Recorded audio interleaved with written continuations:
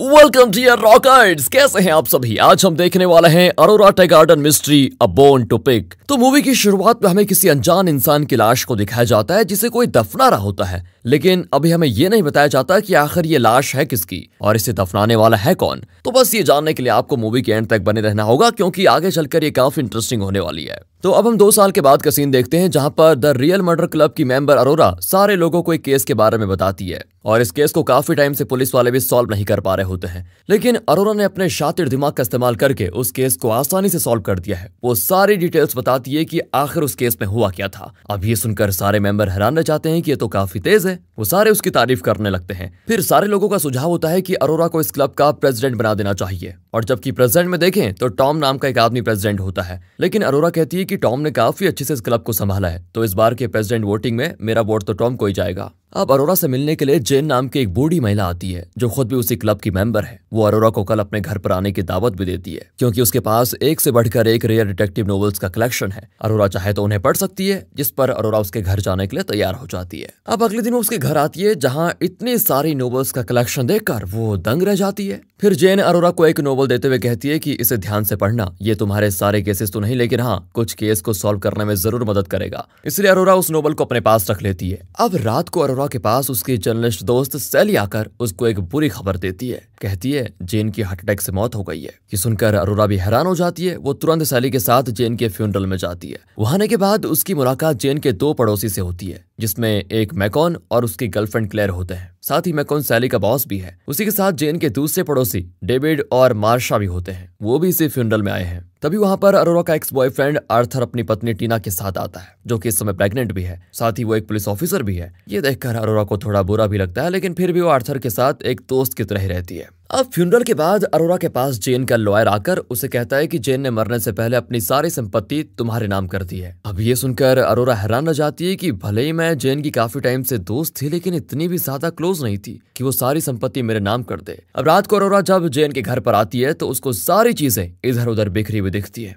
ऐसा लग रहा होता है कि मानो किसी ने उसके घर में घुसकर चोरी करने की कोशिश की है। और इतना ही नहीं, वो इंसान अभी भी घर में मौजूद है ऐसा लग रहा है। लेकिन जब तक अरोरा उसको पकड़ पाती तो वो पीछे के दरवाजे से भाग निकलता है। अब अरोरा वहां आर्थर को बुलाती है, जो कि एक पुलिस ऑफिसर है। वो वहां आने के बाद पड़ोसी से पूछताछ करता है कि क्या किसी ने उस इंसान को यहाँ से भागते हुए देखा, क्योंकि वो इंसान उस जगह पर भागा था जहां पर मैकॉन और डेविड का घर है। अब डेविड और मार्शा से पूछताछ करने पर वो कहते हैं कि देखो हमारे घर पर तो पार्टी चल रही थी, जिस वजह से हमने ध्यान नहीं दिया। अगले दिन अरोरा जब जेन के घर की तलाशी ले रही होती है, तभी उसको जेन के बेड के अंदर किसी इंसान की खोपड़ी दिखाई देती है, जो कि उसी इंसान की थी जिसे हमने मूवी की शुरुआत में देखा था। और ये देखकर अरोरा हैरान हो जाती है कि आखिर ये खोपड़ी है किसकी और यहाँ पर कैसे आई। साथ ही अरोरा इस बारे में पुलिस को ना बताने का डिसाइड करती है, ताकि खुद इस केस को सॉल्व कर पाए। इसलिए वो उस खोपड़ी को अपने घर लाकर अपनी माँ के बैग में छुपा देती है। अब अरोरा इस बारे में सैली से डिस्कस करती है तो उसे वो नोवेल याद आता है जिसे लास्ट टाइम जेन ने खुद अरोरा को देते हुए ये कहा था कि बेटा ये तुम्हारे केस को अच्छे से सॉल्व करने में मदद करेगा तुम्हारी। फिर उस नोवेल के अंदर अरोरा को एक पेपर मिलता है जिसमें जेन ने लिखा था,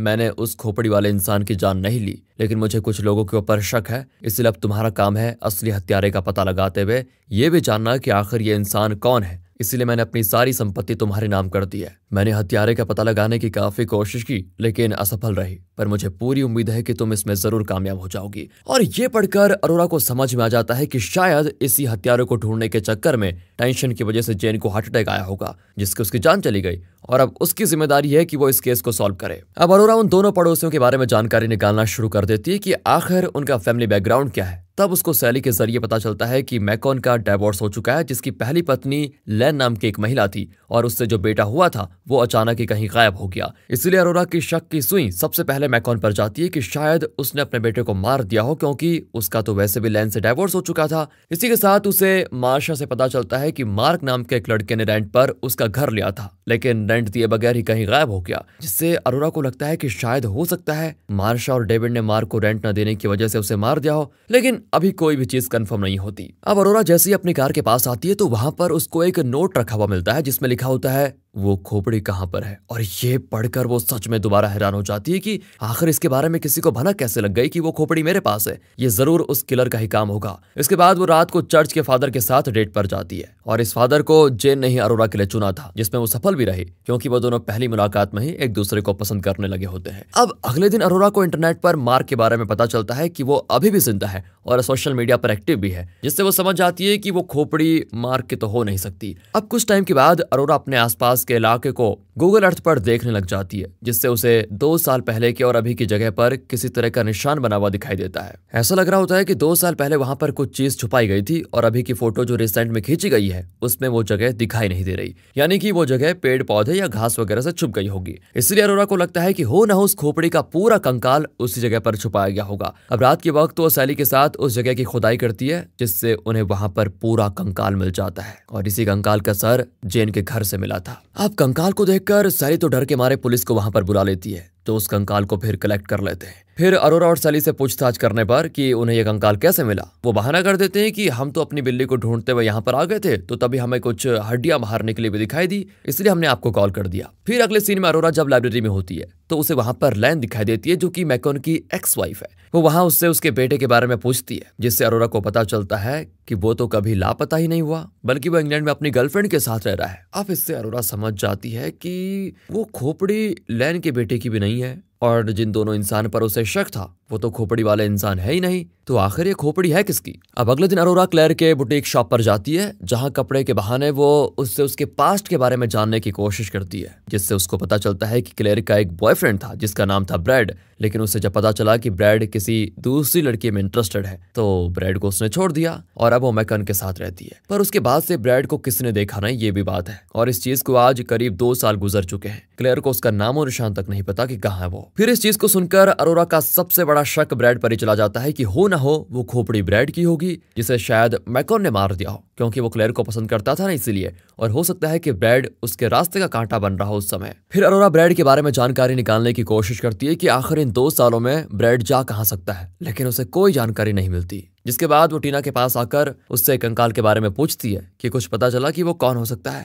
अब इस पर टीना कहती है उसके दांतों के डीएनए से तो यही लगता है कि वो ब्रैड ही है, लेकिन अभी तुम इसके बारे में किसी को मत बताना, जब तक डिपार्टमेंट कोई ऑफिशियल स्टेटमेंट ना दे दे तब तक, ठीक है। इससे अरोरा को समझ में आ जाता है कि उसका शक बिल्कुल सही निकला, वो खोपड़ी ब्रैड की है। अब अरोरा जैसे घर आती है तो उसे फिर से वहां पर अनजान इंसान दिखाई देता है, जो अरोरा को देखकर सीधे भागने की कोशिश करता है, लेकिन इस बार अरोरा उसको पकड़ लेती है, जो कि कोई और नहीं बल्कि उसके मर्डर क्लब का प्रेसिडेंट टॉम होता है। वो अरोरा से कहता है कि देखो मैं पहली बार तुम्हारे घर आया हूँ, इससे पहले जो भी आया होगा वो मैं नहीं हूँ, कोई और ही होगा। एक्चुअली मुझे सैली ने उस खोपड़ी के बारे में बताया, इसलिए मैं तुम्हारे सारे क्लूज देखने आया हूँ कि क्या तुमने उस खोपड़ी वाले केस को सॉल्व कर दिया या फिर नहीं। अगर नहीं तो मैं उन क्लूज का इस्तेमाल करके पता लगाना चाहता हूँ कि आखिर वो खोपड़ी किसकी है और किसने उसे मारा, ताकि क्लब के मेंबर का भरोसा बना रहे मेरे ऊपर कि मैं भी प्रेसिडेंट बनने के लायक हूँ। साथ ही तुम्हारी घड़ी पर नोट भी मैंने ही भेजा था, ताकि तुम पर नजर रखकर कंफर्म कर सकूं कि क्या सच में तुम्हारे पास वो खोपड़ी है या फिर नहीं। ये सुनकर अरोरा एकदम हैरान रह जाती है, उसको लग रहा था कि वो नोट किलर ने भेजा है, इसलिए वो टॉम और सैली दोनों को ही खूब चिल्ला देती है। फिर अरोरा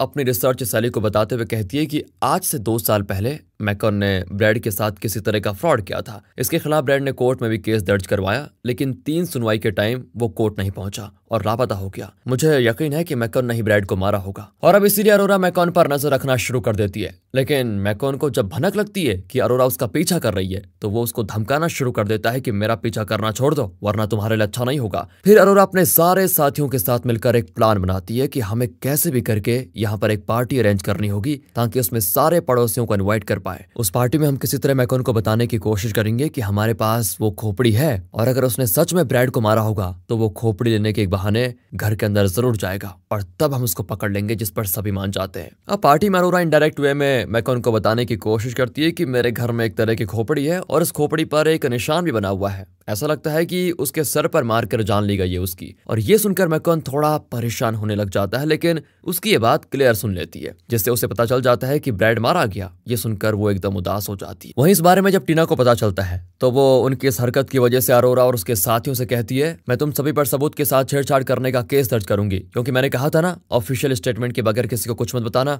और ये सुनकर अब सारे लोग घबरा जाते हैं कि कहीं ये सच में कुछ कर ना दे। फिर अरोरा घर आकर सारे क्लूज को फाड़ देती है जो उसने इस केस को सॉल्व करने में जमा किए थे। तब उसे वहां पर वही नोबल दिखाई देती है जो जेन ने उसको दिया था। उस नोबल में एक लेडी किलर के बारे में लिखा होता है, जिससे अरोरा सोचती है कि मैं सिर्फ किसी आदमी को किलर समझ रही हूँ, हो सकता है वो किलर कोई लड़की हो। इसलिए वो सैली को फोन करके बताती है कि शायद मुझे पता चल गया है ब्रैड का कातिल कौन है। पर तभी वहां पर डेविड और मार्शा आकर अरोरा को पकड़ लेते हैं और अब यहाँ पर रिवील होता है कि डेविड ही वो इंसान था जो अरोरा के घर आने के बाद पीछे के रास्ते से भाग गया था। मार्शा अरोरा से कहती है कि तुम्हारा दिमाग तो बहुत शातिर है, मानना पड़ेगा, तुम तो जल्दी हमारा कांड सबके सामने लेकर आ जाती, इसलिए मजबूरन हमें तुम्हें पकड़ना पड़ा। जिसके बाद वो बताती है कि ब्रैड को मारने वाली मैं ही थी, वो मेरे साथ गलत हरकतें करने की कोशिश कर रहा था और सेल्फ डिफेंस करते हुए मैंने उसको मार दिया। मेरा इरादा वैसे उसको मारने का नहीं था, लेकिन ये सब अनजाने में हो गया। शायद जेन ने हमें ब्रैड की बॉडी को दफनाते हुए देख लिया होगा, इसलिए उसने ब्रैड की खोपड़ी निकालकर मरने से पहले तुम्हारे लिए छोड़ दिया ताकि तुम मामले की अच्छे से जान कर पाओ। लेकिन अब जब तुम सारी चीजें जान चुकी हो तो तुम्हें भी मरना होगा। यानी कि ब्रैड जिस लड़की में इंटरेस्टेड था वो लड़की मार्शा ही थी, इसलिए क्लेयर ने उसे छोड़ दिया और वो मैकॉन के साथ हो गई। लेकिन इससे पहले वो अरोरा को मार पाते, वहां पर टीना आ जाती है, जिसे सैली ने फोन करके सारी बात बता दी थी। टीना वहां पर आकर तुरंत डेविड और मार्शा को गन पॉइंट करके पुलिस के हाथों पकड़वा देती है और इस तरह से अरोरा को सुकून मिलता है कि उसने खोपड़ी वाले केस को आखिरकार सॉल्व कर ही दिया। और मूवी के आखिर सीन में टॉम समझ चुका था कि उसके पास अरोरा जैसा शातिर दिमाग तो नहीं है, इसलिए वो मर्डर क्लब का प्रेसिडेंट अरोरा को बना देता है, जिससे सारे लोग बड़े खुश हो जाते हैं। और इसी हैप्पी एंडिंग के साथ ये मूवी होती है खत्म। बाकी अगर आपको वीडियो अच्छी लगी हो, एक्सप्लेनेशन अच्छा लगा हो तो लाइक कीजिए, कमेंट करिए दोस्तों, सब्सक्राइब करें। मिलते हैं अगली वीडियो में, ध्यान रखिएगा अपना and finally thanks for watching.